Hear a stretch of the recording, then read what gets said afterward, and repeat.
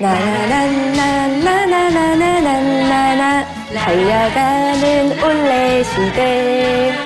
전쟁통에도 사랑은 꽃 피운다라는 말이 있죠. 여기 전쟁 중에 한 번도 아니고 여러 번 사랑의 싹을 틔운 한 남자가 있습니다. 이 말이 과연 어떤 사연일지 오늘의 파본자와 함께 본격적으로 파보도록 하겠습니다. 안녕하세요. 네, 안녕하세요. 반갑습니다. 네, 안녕하세요. 저 와인을 되게 좋아하는 와인 전문가고요. 그리고 리뷰 블로거인 신형상입니다. 일단 와인의 가장 큰 매력이 뭔지 한마디로 표현해 주실 수 있을까요? 인류의 역사랑 같이 와인과 드라마의 공통점은 뭘까요? 둘 다 치명적입니다. 와, 치명적인 대답이었습니다. 네. 자, 오늘 신영상님과 함께 파볼 콘텐츠는 드라마 시리즈고요. 2019년 영국 방영 당시 동시간대 시청률 1위를 기록한 전쟁 드라마 월드 온 파이어입니다. 네, 본격적으로 이 시리즈 파보기 전에 기본 프로필부터 정보까지 먼저 짚고 갈게요.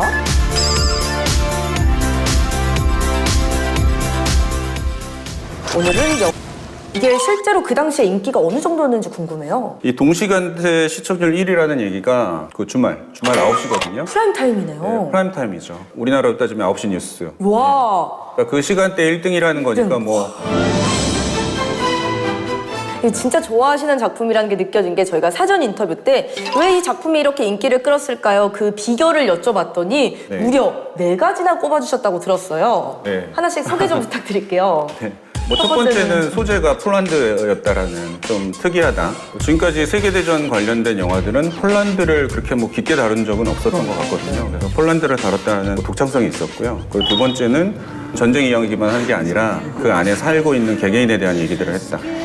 그 개개인들이 굉장히 얽혀 있거든요. 그 영화 내에서. 그래서 그런 면이 굉장히 또 있었고 그리고 그렇다고 전쟁 씬이나 이런 걸 봤을 때 리얼리티가 떨어지냐? 절대 그렇지 않았거든요. 고증도 잘 돼 있나요? 네. 고증팀이 따로 있더라고요. 좀 보니까. 그래서 그런 의상이나 아니면 전쟁에 대한 그 역사적인 사실들 이런 것들을 다 꼼꼼히 짚어서 만들었다라는 그런 게 있었고 마지막으로 네 번째는 사람인데 사실 그 영화를 볼 때는 뭐 누가 나올지 모르고 봤는데 보니까 숀 빈이라 유명한 배우들이 나이는 먹었지만 이렇게 생각합니다. 확실하게 정리해 주셔서 여기서 방송 끝내도 될 정도로 지금 푹 빠져들었는데 그렇지만 조금 더 파보도록 하겠습니다. 일단 주요 등장인물을 알아봐야겠죠. 통역관 해리. 어떤 매력적인 인물인지 들어봐야 될 것 같아요. 일단 첫 번째는 부잣집 아들이기 때문에 그 뭘 해도 매력이 넘치는 그런 씬들이 뭐 많이 나오고요. 또 잘생- 친구는 다 멋있는 말만 하는 것 같아요. 아, 다 가진 남자. 네. 무엇보다 이 친구를 봤을 때는 짙은 눈썹하고 우수에 젖은 눈빛으로 이렇게 상대방을 쳐다보는 게 상당히 좀 흡입력이 강하다. 그래서 월드 온 파이어가 월드 걸스 온 파이어 될 것 같다. 내 마음이 파이어야. 그런 느낌이 좀 들더라고요. 이 해리를 연기한 배우가 조나 하워킹이라는 배우인데 이름은 좀 낯설 수도 있거든요. 그런데 지금 디즈니가 실사화를 준비 중인 인어공주에서 에릭 왕자 역을 맡은 분이에요. 그러니까 곧 전 세계적으로 엄청난 유명세를 탈 것 같다는 기분이 드는데 이 조나 하워킹의 매력이 가장 잘 드러난 장면 이 작품에서 골라주신다면 근데 진짜 많은데 거의 대부분이 다 매력적이에요. 그래서 막 꼽기는 어렵고 그 연인을 쳐다볼 때 연인이 아니죠. 연인이 2명이나 있으니까 항상 그 삼각관계죠. 복수의 연인을 쳐다볼 때 눈빛이 그게 치명적인 것 같습니다. 그 중에서 특히 누구를 바라볼 때 조금 더 애절한 것 같아요. 지금은 이제 자기한테 멀어져 버리니까 아무래도 영국에 있는 외인을 볼 때 그 눈빛이 좀 더 애절했던 것 같아요.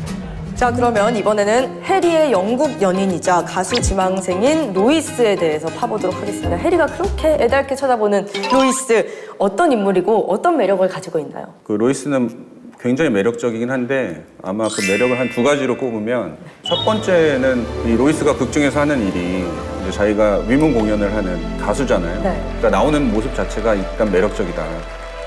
그 두 번째는 이제 로이스가 해리하고 이제 첫사랑이기 때문에 해리하고 메이크 러브 한 다음에 그게 이제 자존감과 자신감 그리고 결단력이 엄청나다. 그래서 그 두 가지 매력이 뭐 상당히 눈에 꽂혔던 것 같아요. 자, 그렇다면 삼각관계의 또 다른 주인공입니다. 해리의 폴란드 여인이자 직접 독일군을 살해하는 것도 마다하지 않는 정말 어마어마한 여성입니다. 카시아. 카시아는 어떤 매력이 있나요? 카시아는 그 멘탈이 엄청 강한 여자 같아요. 엄마는 자기 눈앞에서 죽고 뭐 여러 가지 일을 다 겪었는데 거기서 이제 뭐 정신줄 놓아버리는 그런 사람도 있을 수 있는데 그게 아니라 해리는 복도 많아. 로이스의 카시아까지. 그러게 말이에요. 멋진 여자만 만나네요. 아, 그렇다면 카시아의 매력이 가장 잘 돋보인 장면 하나 더 소개해 주시겠어요? 두 개가 있었는데요. 첫 번째는 기차역에서 해리가 기다리고 있는데 그 자기 동생 얀을 데리고 와서 자기 대신 얀을 태워보내는 I'm sorry. Take care of him, okay? Take care of Jan. If you love me, you will take care of Jan. 부분 하나하고 두 번째는 카시아가 독일군들을 살해하는 일을 계속 하다가 Bewegung, Bewegung. Auf geht's. 결국은 이제 사형장에 끌려가잖아요. 근데 끌려갔다가 거기서 또 레지스탕스의 도움으로 살아났는데 이제 거기서 해리를 만나죠. 근데 만났을 때 지금까지는 완전히 뭐 다크엔젤 같은 해결사 같은 그런 모습을 보이다가 It's gonna be happening. 해리 앞에서 이렇게 무너지면서 여자가 되죠. 그 모습이 되게 매력적이었어요.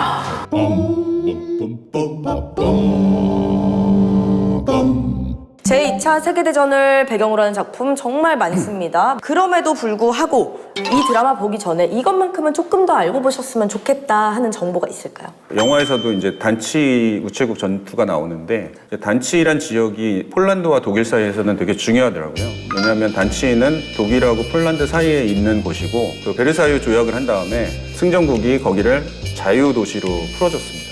그래서 폴란드가 거기서 치외법권으로 자신들의 활동을 할 수 있었어요. 그래서 우체국을 세워서 당시 우체국은 금도 있고 현금도 있기 때문에 네. 폴란드 사람들은 우체국을 지키겠다고 결심을 한 거였고 근데 그 단치 자유 도시의 거의 98%의 그 시민들이 다 독일인이었다고 그러더라고요. 그러니까 독일인의 세상에서 그 폴란드 약 60여 명의 사람들이 전투를 벌인 거죠. 네. 그래서 그 전투 결과로는 뭐 졌고 그리고 38명이 포로로 잡혔다고 합니다. 그러면 지금 말씀하신 부분 말고도 그 당시 독일이나 폴란드의 상황이 이 드라마에 잘 녹아든 장면도 있나요? 어떻게 보면은 좀 우리나라의 임진왜란도 좀 비슷한데 우리나라는 활을 쏘는데 이제 일본군은 조총이라는 네. 신무기를 썼잖아요. 그러니까 폴란드는 자전거를 끌고 다녔는데 독일 병사들은 탱크를 타고 들어왔다. 너무 차이가 많이 나잖아요. 그러니까 정규전에서는 아마 폴란드군이 독일군한테는 뭐 아무것도 못했을 것 같아요. 네. 전쟁이라는 게 참 마음이 아파요. 이 드라마에서도 이제 다양한 장면들이 많이 등장을 하는데 그 중에서도 이 장면은 좀 익숙하다 했던 게 이제 덩케르크 철수 작전입니다. 아무래도 영화로 접하셨던 분들이 꽤 있을 것 같아요. 더 몰입되는 부분이 있었나요? 확실히 사람 얘기를 하는 이야기가. 좀 개인적인 건데요. 이런 영화들을 보면 와인이 언제 나오나를 좀 이렇게 신경 쓰고 보거든요. 왜냐하면 유럽은 와인을 빼고 얘기할 수가 없거든요. 그래서 보는데 그 독일군이 파리를 침략하고 들어간 다음에 그 독일 장교가 묵고 있는 데를 그 덱스터가 찾아가는 장면이 나옵니다. 근데 덱스터가 그 호텔 로비에 이렇게 딱 들어갔을 때 독일 장교들이 테이블에 다 앉아 있죠. 네. 근데 전부 다 그 플루트 잔, 되게 긴 잔을 앞에 놓고 있어요. 그거는 무조건 샴페인 잔입니다. 네, 맞아요. 그래서 프랑스를 점령하고 파리에 들어온 지 얼마 안 되는 시기고 What's going on? This is my home! Someone tell me what the is going on here! Du gehst jetzt nach Hause zurück nach Amerika und darf mit dir zurück zu deiner 독일군들이 또 파리에 있는 고급 호텔을 징집해서 자기네들이 들어왔으니까 모두 다 샴페인을 마시면서 축하하고 있구나. 네. 그런 장면이 이제 보였죠. 그걸 또 아는 만큼 보이는 거구나. 그렇죠. 그럼 마지막으로 월드 온 파이어에서 파원자님이 이것만큼은 얻어갔으면 좋겠다 시청자분들께 좀 추천을 해주신다면. 폴란드란 나라가 독일과 러시아 사이에 끼어 있어가지고 우리랑 거의 비슷한 그런 느낌이 많이 들더라고요. 그래서 우리가 봤을 때는 이런 영화들을 볼 때마다 사실 조선이잖아요, 그때. 네. 조선에 대해서 이제 세계 사람들이 관심을 안 가지고 있으니까 못 보여줄 뿐이지만 결국 1939년 9월 1일 독일이 이제 폴란드를 침공했을 당시에도 우리나라에는 이제 사람들이 삶을 살고 있었고 내 나라 말로 책 한 권 만들겠다는데 뭐가 문제요? 또 일본은 그때 내선일치라는 걸 내세우면서 창씨개명을 푸시하고 그 사람들이 이제 일본 사람처럼 하려고 했던 그런 움직임이 있었다는 거. 아버지, 학교에서 창씨 다 하라 그래서요. 그냥 제가 알아서 했어요. 그래서 제가 봤을 때는 항상 그 영화를 재미로도 보지만 그 당시 시기에 우리나라는 뭐 하고 있었을까.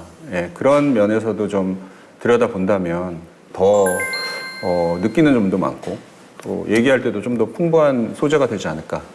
그런 생각을 좀 합니다. 자, 전쟁의 시대를 지나고 있는 인물들의 이야기에 집중한 영국 드라마 월드 온 파이어 지금 올레TV에서 서비스 중입니다. 프라임 무비팩 또는 프라임 슈퍼팩에 가입하시면 무제한 무료로 시청 가능하니까 꼭 만나보시길 바라겠습니다. 오늘 봐주셔서 감사합니다. 네, 감사합니다.